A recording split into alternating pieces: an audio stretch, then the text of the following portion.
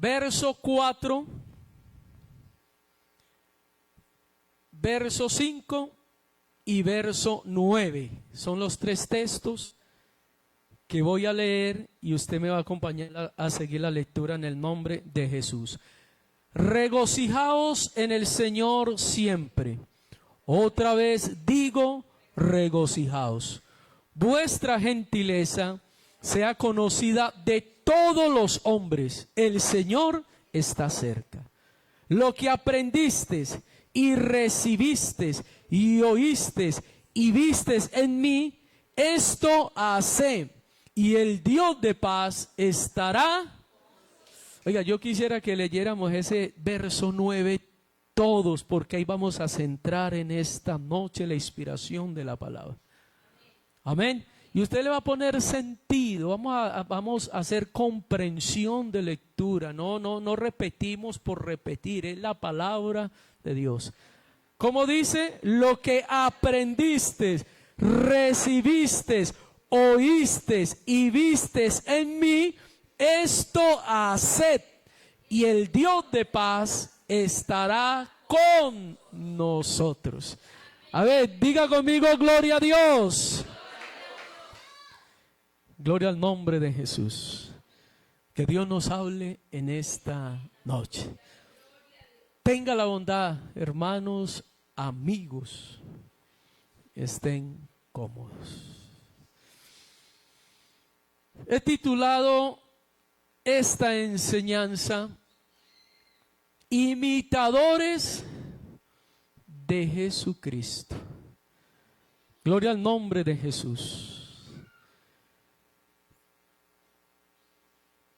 El apóstol Pablo, hablándole a la iglesia en Filipo,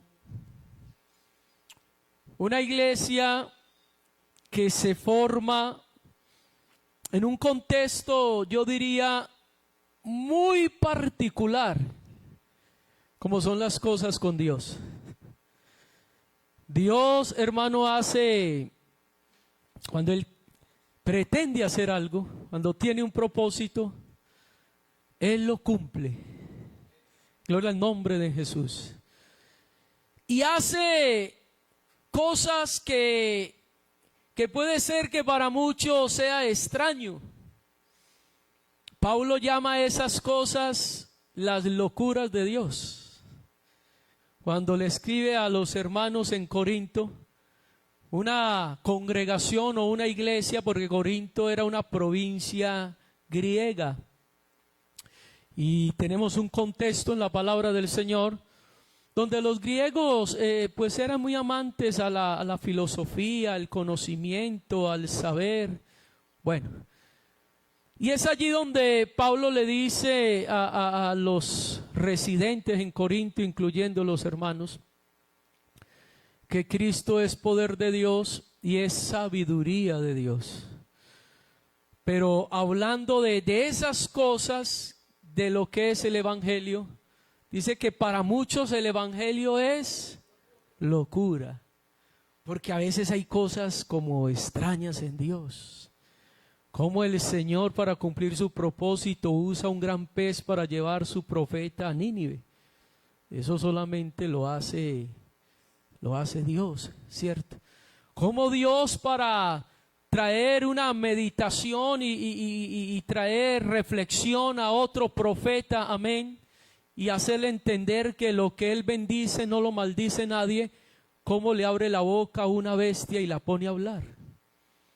Cierto que para muchos, ahí es donde uno entiende, para muchos es locura, porque en el contexto humano, en el contexto normal, pues hermano, una bestia no habla.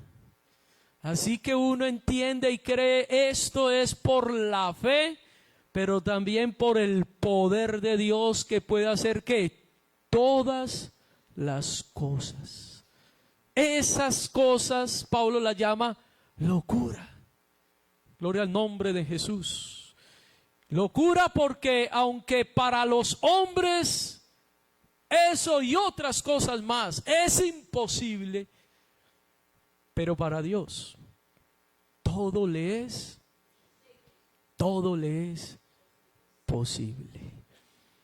Así que Pablo forma, o el Señor mejor, amén. ¿Cómo se forma la iglesia en Filipo? Con un carcelero y con su familia. Llevó a Pablo y lleva a Silas a la cárcel allá en Filipo, hermanos. Y de ese suceso que para muchos puede ser derrota, ¿cierto? Que se levante el pueblo, a la vez pues lleven preso al apóstol, a Silas, y estando allí pues también reciban como no el mejor trato, un maltrato para ellos. Dice que los azotaron, los humillaron y aún los pusieron allá como los peores malhechores, en la celda de más adentro. Pero todo eso, hermano, tenía un propósito. Gloria al nombre de Jesús. Y hay unos personajes allí que tal vez en el momento no entienden lo que está pasando, pero ellos saben que si están en las manos de Dios, a los que aman a Dios todas las cosas les ayudan a bien. Y usted los ve a ellos que no están allá amargados, ni mucho menos están ellos como renegando contra Dios, o tal vez como reclamándole al Señor algo. No. ¿Cómo estaban ellos? Dice que estaban cantando. Oiga, estaban haciendo un culto, al punto que los presos los escuchaban. Así que no era un culto a lo secreto, no. Daban testimonio y cantaban himnos. Y yo me imagino que la voz de ellos pues era algo, el tono un poco alta, puesto que los escuchaban. Y de un momento a otro se glorificó el Señor. Y lo que para muchos era una derrota se convirtió en una victoria y en una bendición. Y es allí donde nace la iglesia, porque el mismo carcelero allí en Filipo, amén, al ver el fenómeno, el temblor aquel, las puertas de la cárcel abiertas, amén, los presos sueltos, ese hombre sintió temor y dijo: no, se volaron todos, me espera la muerte, porque era la sentencia. Porque él era el que cuidaba a esos presos, tenía que responder por la vida. Y cuando él se iba a quitar la vida, responde Pablo: aquí estamos, no te quites la vida, todos estamos aquí. Y esa fue la sorpresa de ese hombre. Gloria al nombre de Jesús. Dios mueve su corazón al punto que el mismo que los flageló se los lleva para la casa. ¿Quién se lleva un preso para la casa, hermanos? Que se huele la gente de Bellavista y usted venga, vámonos para la casa, vámonos. Uy, eso hasta, ¿cómo se llama eso, hermano Fernando? Eso es hasta un delito, yo creo. ¿Cierto que sí? Eso es hasta peligroso. Se convierte uno hasta en cómplice. Pero mira, hermano, ese hombre Dios le dio el sentir y se lleva a los presos. Y el que era el más peligroso, según el carcelero, es el que se lleva para la casa, porque si lo metió más adentro y con las rejas y todo, y lo dejó que atado de manos y pies, es porque pensó que ese hombre era peligroso. Y se lleva, es que el más peligroso. Y resulta que el más peligroso no era tan peligroso. Era un hijo. Era un hijo de Dios. Era un hijo de Dios. ¿Cómo cambian las cosas? Se lo lleva para la casa, la familia lo recibe, le dan alimento, le comparten aún, aleluya, de lo que tenían, les ayudan a sanar las heridas. ¿Cómo los dejarían, hermano, de los azotes? Y comienza el apóstol a predicarle, y de un momento a otro ese hombre es que pidiendo bautismo. A las palabras del apóstol: cree en el Señor Jesucristo y serás salvo tú y tu casa. Y resulta ese hombre con su familia, creyendo en la palabra, bautizándose y ahora hacen parte de la iglesia, y ahí comienza la iglesia del Señor Jesucristo. Los primeros creyentes en Filipo, el carcelero y su familia, y arranca la iglesia. Gloria al nombre de Jesús. Y fue una iglesia que comenzó a crecer en la vida espiritual numéricamente. Bueno, gloria a Dios. Y ahora Pablo les escribe una carta para decirles: regocijaos en el Señor siempre. Y otra vez os digo, regocijaos, pero iglesia en Filipo, vuestra gentileza. Mire, hermanos, vuestra gentileza sea ¿qué? Conocida por algunos, o por quienes, por todos los hombres. Pero me llama la atención cómo cierra: el Señor está cerca. Así que Pablo le está diciendo: ustedes, amén, que tienen el don de Dios, que han recibido la salvación, su gentileza, o sea, el don de gente, el don de persona, amén, no lo encubran. Ese don de persona sea conocido por todos los hombres. Y ahora Pablo les dice, y ahí es donde voy a entrar a desarrollar el tema: lo que aprendiste, escuche. Pablo usa 5 verbos: aprender, recibir, oír, ver y hacer. Miren los verbos que está usando el apóstol. Lo que aprendiste, recibiste, oíste y viste, eso háganlo. Háganlo. Ahora, cuando analizamos los verbos, usted observa que el apóstol Pablo, amén, en primera de Corintios capítulo 11, el apóstol está diciendo: sé imitadores de mí como yo de quién, de Cristo. Él se está colocando como un referente porque él se ha convertido en un imitador de quién, de Cristo. Así que cuando él dice: lo que aprendiste, recibiste y oíste y viste, es porque Pablo aprendió de alguien, es porque él recibió de alguien, es porque él ha oído, aleluya, es porque él ha visto. Gloria al nombre de Jesús. ¿De quién hemos aprendido nosotros? ¿De quién hemos oído nosotros? Estamos hablando de una iglesia que aprendió del maestro, que pudo observar el carácter, la vida, la forma como Jesús, amén, hizo las cosas.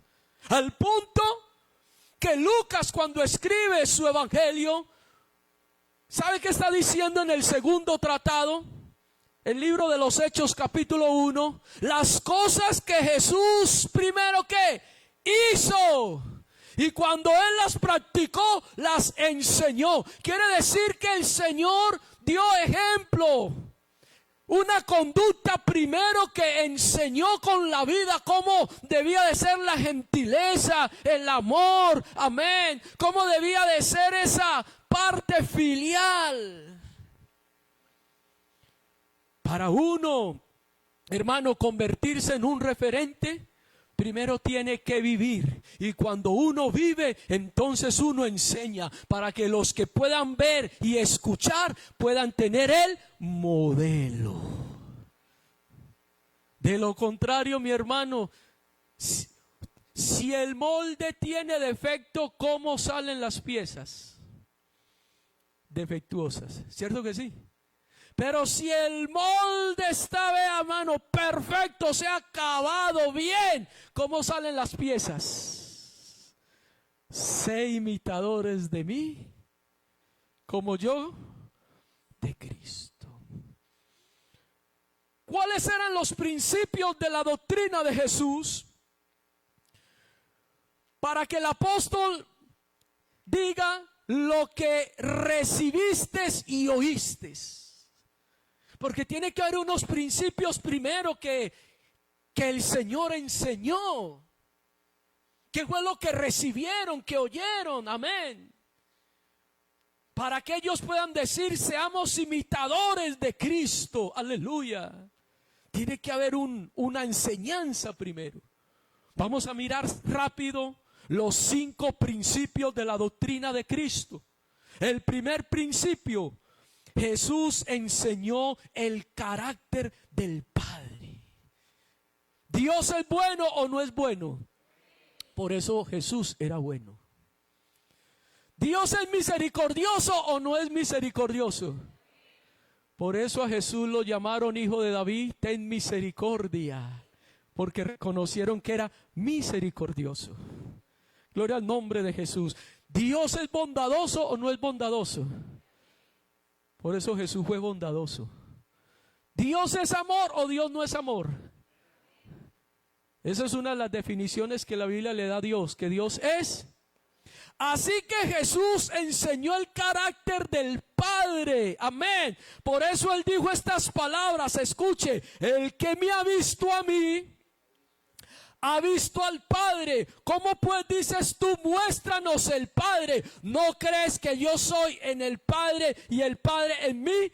Las palabras que yo hablo, no las hablo por mi propia cuenta, sino que el Padre que mora en mí, Él hace las obras. De otra forma, creedme que yo soy en el Padre y el Padre en mí. De otra manera, creedme por las mismas obras, porque las obras de Jesús son las obras del Padre.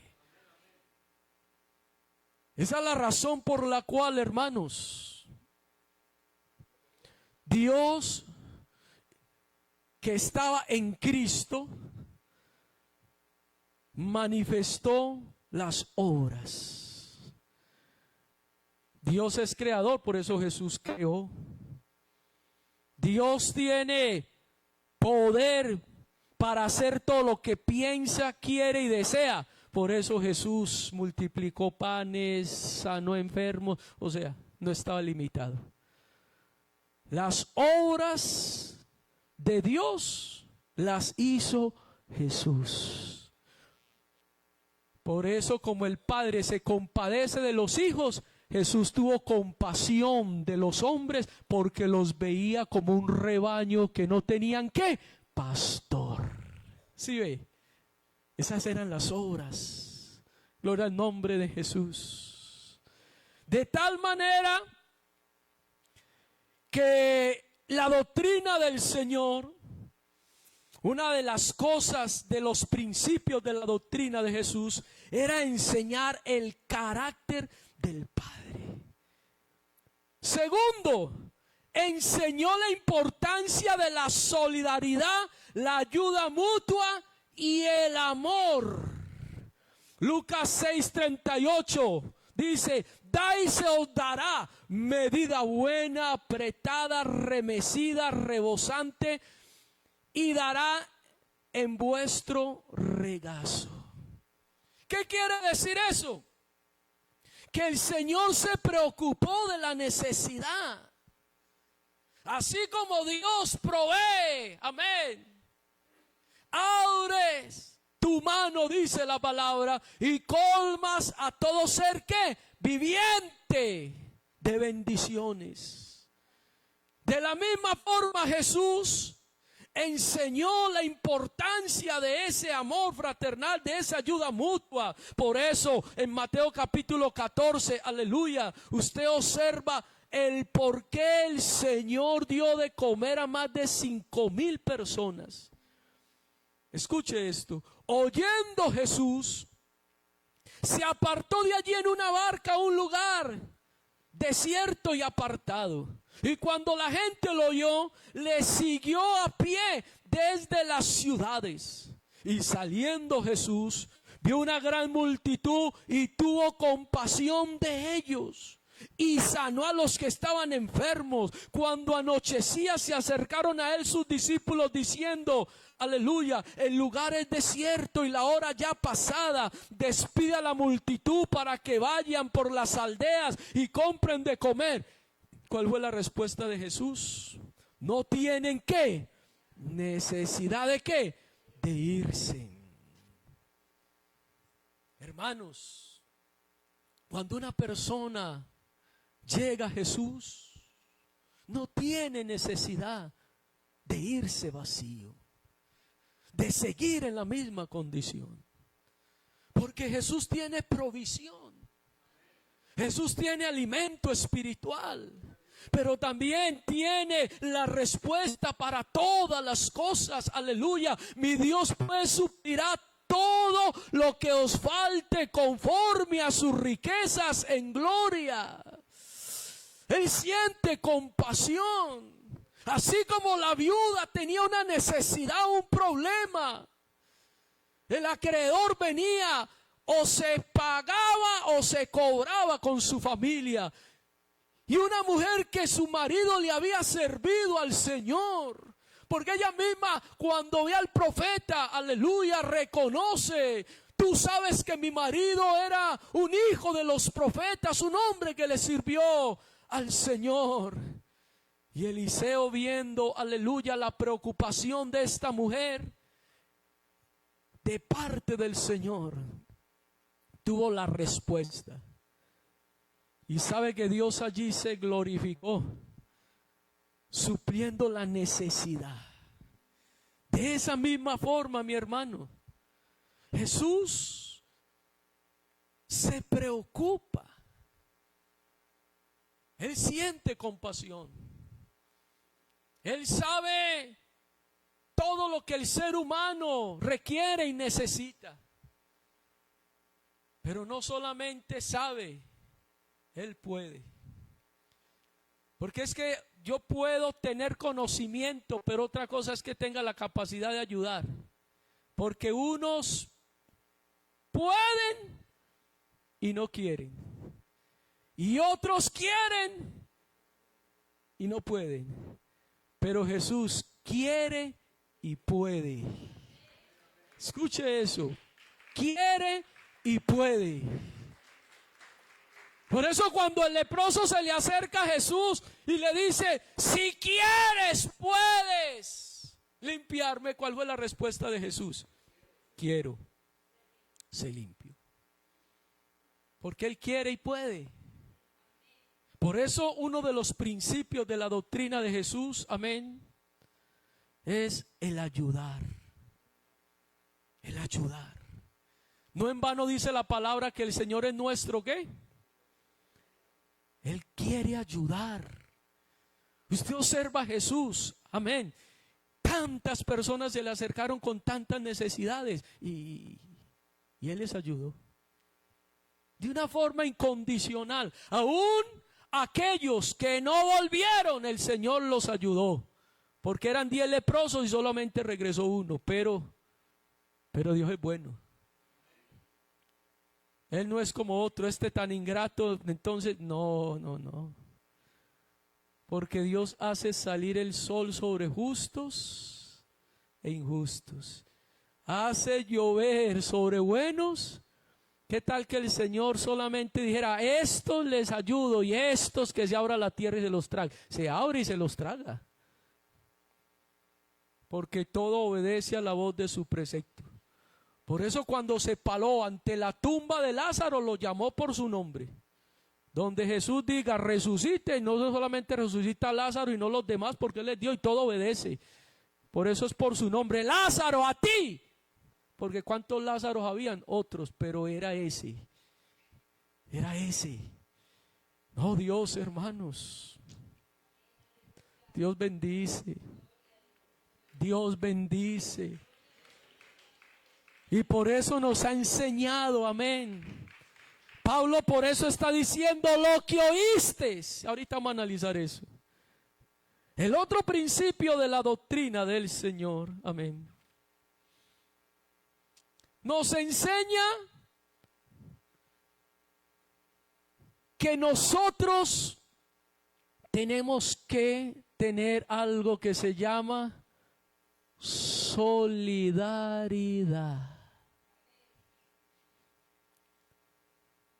Dios le enseñó a su iglesia, hermanos, que debían de vivir en comunión, en fraternidad, y de hacer el bien y de la ayuda mutua, que no se olvidaran que sintieran amor por sus hermanos, por el débil, por el necesitado.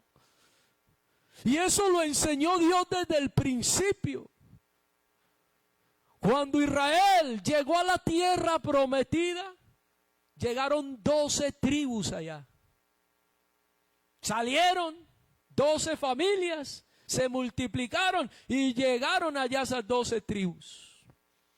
Y entonces Josué, amén, Dios le dijo a Josué: mi hijo, divida y reparta la tierra, y a cada familia le va a dar una porción y una heredad para que tengan el sostenimiento. Y arrancó Josué a Neftalí esta, Judá esta, Zabulón esta, Dan, y así cada uno.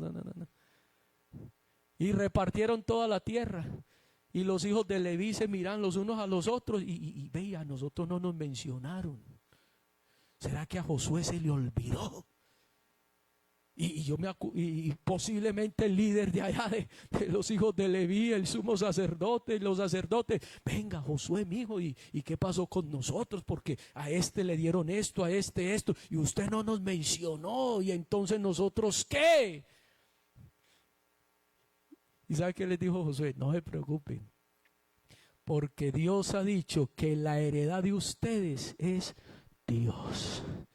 Y no se preocupen, que ya Dios resolvió eso, cómo les va a bendecir y los va a sostener a ustedes. Y ahí viene la ley de la ofrenda, la ley del diezmo y la ley de los votos. Para que todos, entre todos, como esto le servían al Señor, como ustedes le sirven a Dios, todos nosotros vamos a separar la 10ª parte para bendecirlos a ustedes. Pero Dios no solamente la 10ª parte era para bendecir a los levitas, también cuando hayan viudas, porque era tiempo de guerra. Y esos hombres que iban a la batalla, pues hermanos, no todos los que van a la batalla mueren, pero sí mueren muchos. Y un ejército de 1000 hombres podían regresar 500, así que 500 viudas. Y muchas de esas viudas no solamente tenían los esposos, sino también los hijos. Así que habían una cantidad de viudas, huérfanos y desamparados. Así que a esas viudas y a esos huérfanos, ahí arranca Dios con el proyecto de solidaridad. Esa 10ª parte, una para los levitas, otra para las viudas, otra para los huérfanos, otra para los enfermos, porque los enfermos, ¿cómo trabaja un enfermo? Así que los enfermos los van a ayudar hasta que se alivien. Es más, si habían extranjeros, había que darle de esa porción hasta los extranjeros. El extranjero que estaba en el territorio de Israel, que estaba desamparado, hasta ve, hermano, Dios como es de misericordioso. Y por eso, amén, dio la ley del diezmo, las ofrendas, para que ayudaran a, mire, eso se llama ¿qué? Solidaridad, que Dios da y bendice para que los demás también ¿qué? Bendigan a otros. Por eso Jesús, mi hermano, enseñó ese programa, y usted ve a Jesús ayudando a otros en sus necesidades, en sus problemas, en sus adversidades, amén, alimentando, ayudando a pagarle los impuestos a otros. Gloria al nombre de Jesús. Uno ve cómo el Señor se preocupaba por la necesidad de la viuda, del huérfano, del desamparado, del desvalido. Usted siempre lo ve preocupado por los demás. Es más, escuche esto. San Juan capítulo 19. Y si está allí, coloquen el verso 25. Así rápido, verso 25.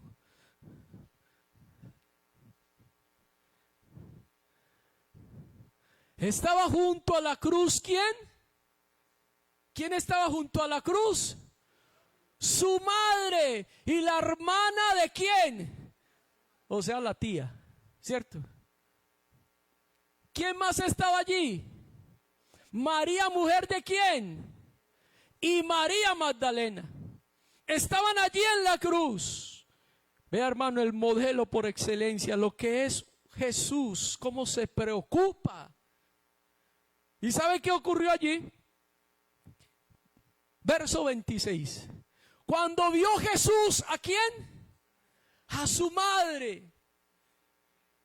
Y al discípulo a quien amaba. ¿Quién era ese? Juan, que estaba presente. Dijo a su madre. ¿Qué le dijo a su madre? Mujer, he aquí tu hijo. Verso 27. Después dijo al discípulo, o sea, Juan, he aquí ¿qué? Tu madre. Y desde aquella hora el discípulo ¿qué? Mire ese significado de esas palabras, hermano. Unas palabras de cuidado y responsabilidad filial. Jesús en su agonía demuestra su amor y preocupación, aún por su madre, asegurándose que a ella no le faltara nada, que no quedara desamparada. Aleluya. Él era el hijo mayor.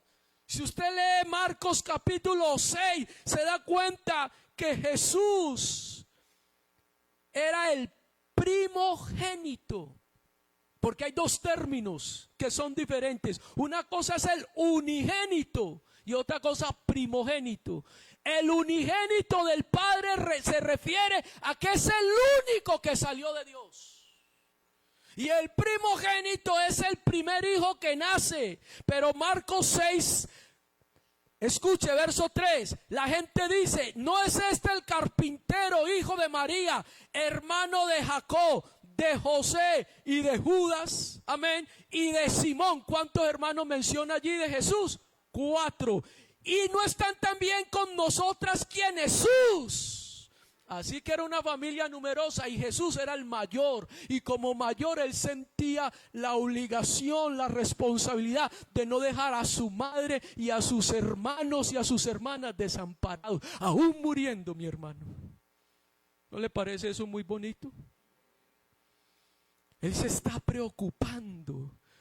De tal manera que Jesús establece una relación espiritual entre María y Juan, simbolizando la nueva comunidad de creyentes basada en la fe. De tal manera que cuando leemos Mateo capítulo 12, escuche esto. ¿Por qué nosotros nos llamamos hermanos? Porque en la iglesia tenemos un filial espiritual. Por esta razón, colóqueme allí Mateo capítulo 12. En aquel tiempo iba Jesús, bueno, el verso 48 para que no leamos todo. Respondiendo él al que decía esto, dijo, ¿quién es mi madre? ¿Y quiénes son mis hermanos? Verso 49. Y extendiendo su mano hacia los discípulos, dijo, he aquí mi madre y mis hermanos. Verso 50. Porque todo aquel que hace la voluntad de mi Padre que está en los cielos, este es mi hermano, mi hermana y mí. Por eso nos llamamos hermanos. Dele un aplauso a la gloria de Dios. Porque aquí Dios ha establecido una familia. ¿Quiénes son los hermanos y las hermanas? Los que hacemos ¿quién? Por eso cuando yo le digo a usted Dios lo bendiga, hermano, es porque Él ha establecido una familiaridad entre usted y entre yo. ¿Sí ve? Aquí nos debemos de preocupar. Por eso Jesús le dijo a Juan, Juan, mire, he aquí tu madre y madre. Y desde ese día, hermanos, ay, hermano, Juan se preocupó por María. Y se preocupó porque él entendió que como cuerpo hay una familia, la familia de Cristo. Y si somos familia y si somos hermanos, aleluya, ¿cómo no nos vamos a ayudar los unos a los otros? ¿Cómo no vamos a sentir, amén, compasión? ¿Cómo no nos vamos a identificar?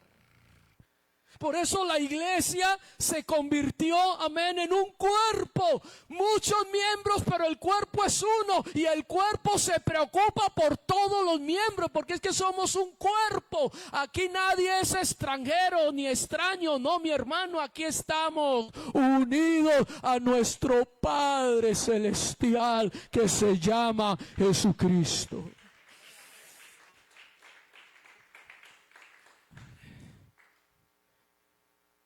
Y el quinto principio de la doctrina del Señor: enseñaba con autoridad. Mateo 7:28 y Marcos 1:22. ¿Enseñaba cómo? Pero ¿qué es la autoridad, hermanos? ¿Qué es lo que le da autoridad a una persona? No que hable muy duro.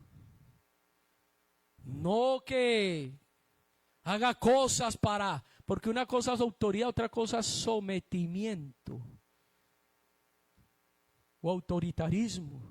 Porque hay gente que no tiene autoridad, pero somete a las malas.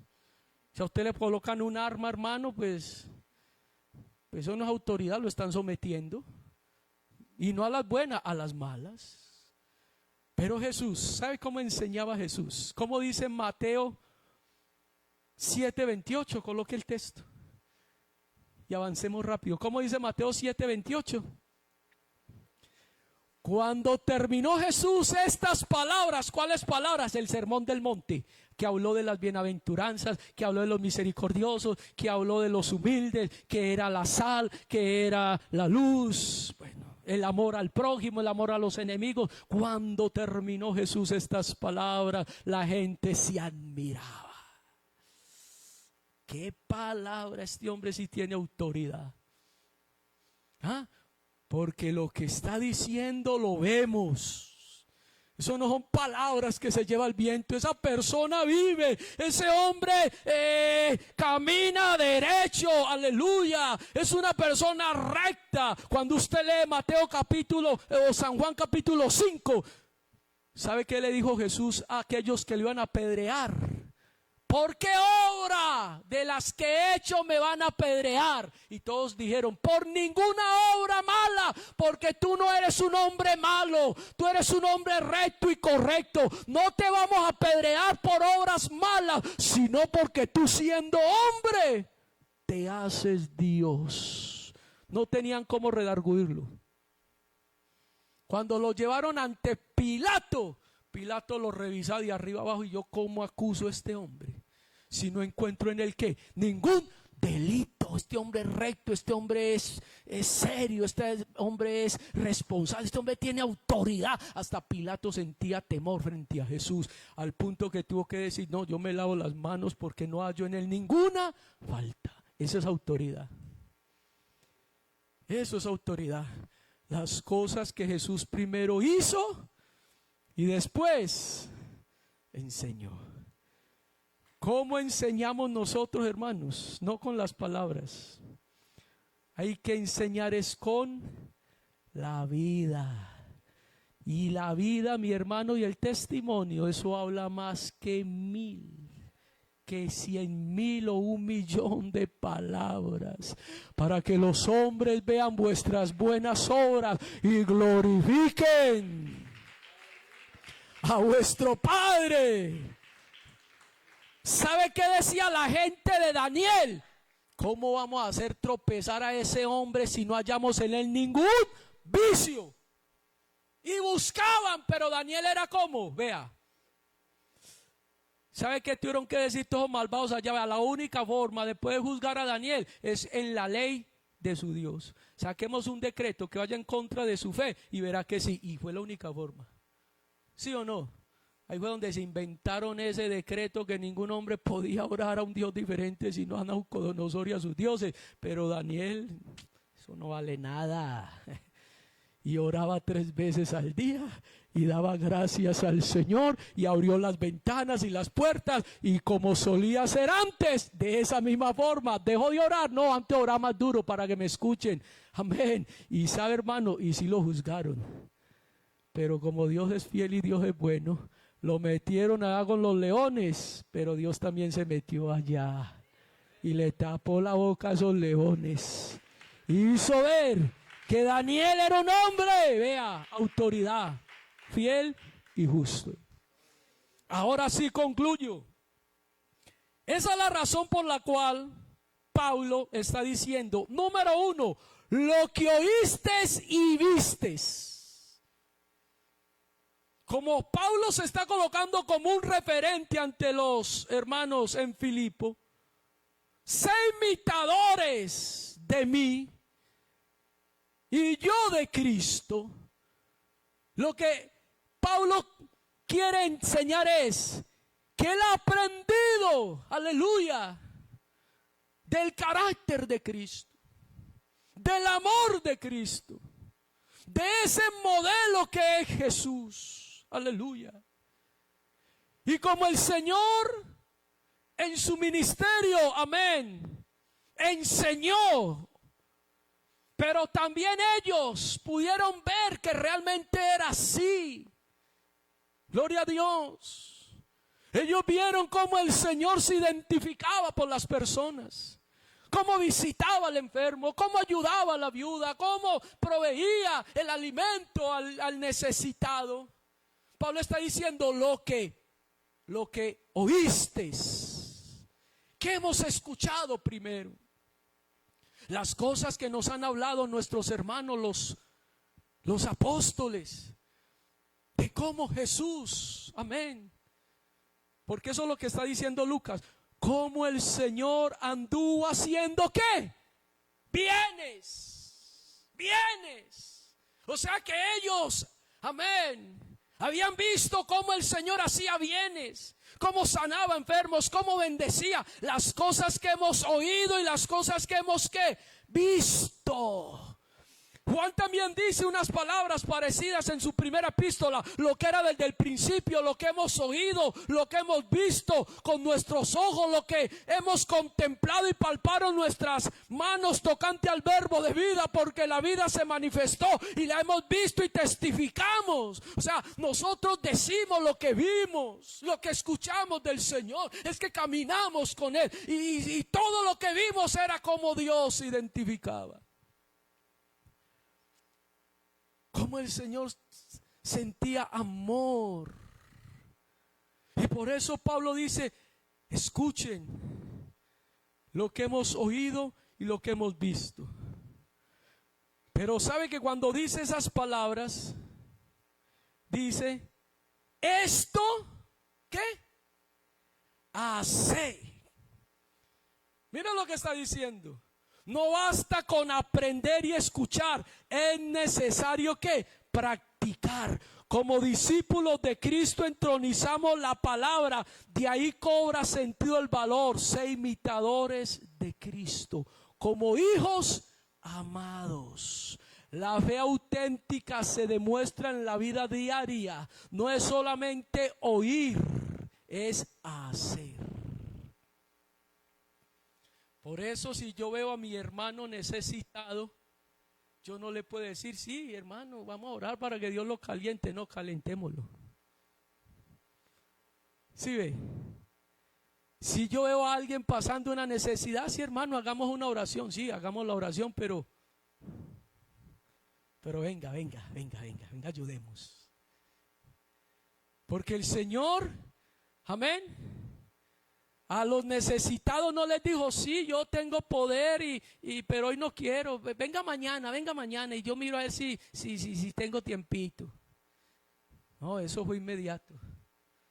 Gloria al nombre de Jesús. Y para enseñar la fe a María y a Marta se les demoró 4 días, pero les resolvió el problema. Porque Jesús nunca llega tarde. Y la ayuda se da a tiempo o fuera de tiempo. Gloria al nombre de Jesús. Y por eso fue allá. Y uno ve el carácter de Jesús, que cuando se paró frente a la tumba de Lázaro lloró. Y eso no fue allá fingiendo, no, porque en ese tiempo pagaban endechadores. Si usted no tenía dolientes, contrataba gente y se iban a llorar allá de parte suya para que, bueno, la gente viera que eran los tales endechadores que les pagaban. Pero Jesús no le pagaron. Él sintió amor, amén, y compasión y misericordia por Marta y María. Y ante la tumba de su amigo Lázaro, dice la Biblia, Jesús lloró. Pero no solamente quedó llorando. Cuando sintió esa compasión, inmediatamente dijo, quiten la piedra. Y cuando quitaron la piedra, Lázaro, a ti te digo, levántate y anda. Y el que estaba muerto, hermano, vea. La iglesia naciente entronizó las enseñanzas de Jesús, practicó la obra social al punto que dice Hechos 2:44, y vendían las cosas para compartir a los necesitados, y dice, y recogían ofrendas para enviar a las iglesias necesitadas. Escuche esto. Hechos capítulo 11, en aquellos días unos profetas descendieron de Jerusalén a Antioquía, y levantándose uno de ellos llamado Ágabo, daba a entender por el Espíritu que vendría un hambre en toda la tierra habitada, la cual sucedió en tiempo de Claudio. Entonces los discípulos, cada uno conforme a lo que tenía, determinaron enviar socorro a los hermanos que habitaban en Judea, lo cual en efecto hicieron enviando a los ancianos por mano de Bernabé y Saulo. Aquí se ve la primera colecta organizada por la iglesia para ayudar a los hermanos, amén, en Judea, hermanos de Antioquía, ayudando a la otra iglesia. Pero no solamente ocurrió allá. Romanos capítulo 15. Mas ahora voy a Jerusalén para ministrar a los santos, porque Macedonia y Acaya tuvieron a bien hacer una ofrenda para los pobres que hay entre los santos que están en ¿dónde? Los hermanos de Roma colectaban ofrendas para ayudar a los hermanos de Jerusalén pobres. ¿Sí ve que se unían? Porque es que no eran extraños. ¿Quiénes son mis hermanos y quién es mi madre y mi padre? Pues allí había una iglesia que hacía la voluntad. Así que los hermanos en Roma ayudaron. Los hermanos en Corinto, 1 Corintios capítulo 16. En cuanto a la ofrenda para los santos, haced vosotros también de la manera que ordené a las iglesias en Galacia. Cada primer día de la semana, cada uno de vosotros ponga aparte algo según haya sido prosperado, guardándolo para que cuando yo llegue no se recojan entonces ofrendas, y cuando haya llegado a quienes hubieren designado por carta, a estos enviaré el donativo a Jerusalén. Quiere decir que los hermanos en Corinto también colectaron ofrendas para ayudar aquí y ayudar allá.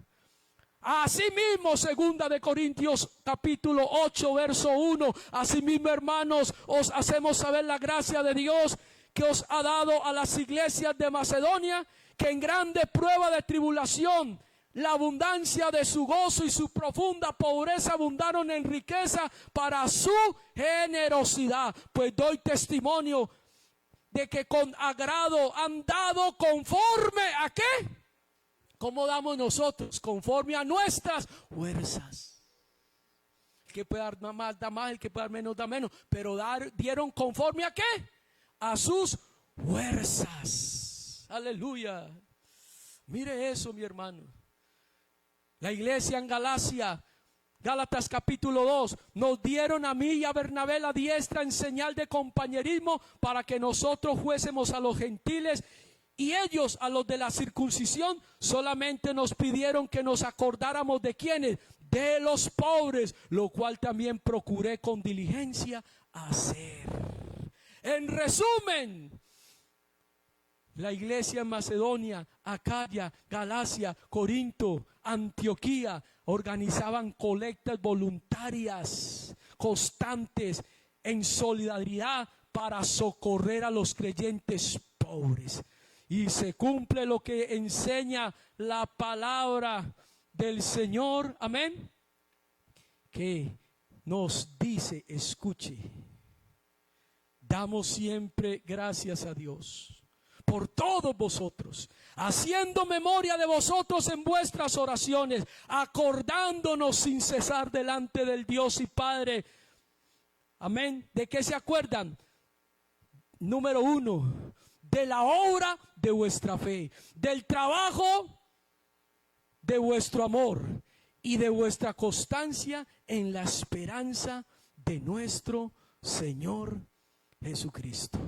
Así que cada uno dé como propuso en su corazón, no con tristeza ni por necesidad, porque Dios ama ¿a quién? Al dador alegre. Y poderoso es Dios para hacer que abunde en vosotros toda gracia, a fin que teniendo siempre en todas las cosas todo lo suficiente, abundéis para toda buena obra.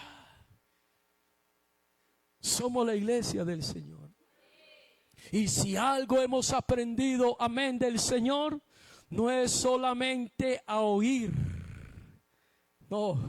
No es solamente, hermanos, a reunirnos como iglesia de Dios. Lo que aprendiste, recibiste y oíste, esto hace. Porque, hermanos, tú tienes fe. Muéstrame por tus obras tu fe. Porque la fe sin la obra está muerta. ¿Tenemos fe? Sí. Pero hermanos, también necesitamos las obras. Y no para ser salvos, sino por cuanto somos salvos del hacer el bien y de la ayuda mutua, no nos olvidamos, porque de tales sacrificios se agrada Dios.